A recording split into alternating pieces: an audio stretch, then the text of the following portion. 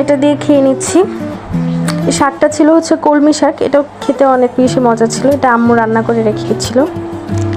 তারপর শাক খাওয়া শেষ হয়ে গেছে, এবার এর মধ্যে নিয়ে নিব হচ্ছে আমার রান্না করা ডিম। জানি না কেন নিজের হাতের রান্না এত বেশি ভালো লাগে, মানে অনেক বেশি মজা লেগেছিল, এটা আমার কাছে অনেক বেস্ট লেগেছিল। আমি কয়েকদিন পরে আবার বানাবো যদি সুযোগ হয়। এখন আমি একটু ঝোল দিয়ে মাখিয়ে নিয়ে খাবো। আপনার যদি খেতে চান তাহলে এভাবে বাসায় বানিয়ে নেবেন, রেসিপি তো আমি দিয়ে দিয়েছি।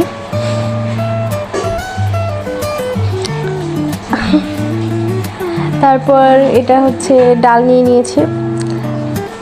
ডাল আসলে অনেক মজা করে খাওয়া যায়, দেখুন আমি কীভাবে খাই। এখানে যে আস্তা রসুনটা ছিল সেটাকে আমি ভালো করে এভাবে ভেঙে নিচ্ছি, তারপর এই শুকনা মরিচ থেকে রসটা বের করে নেব। মানে এভাবে আপনারা খেয়ে ট্রাই করে দেখবেন যে কত বেশি মজা। ভিডিওটা দেখার জন্য সবাইকে অনেক ধন্যবাদ, টাটা।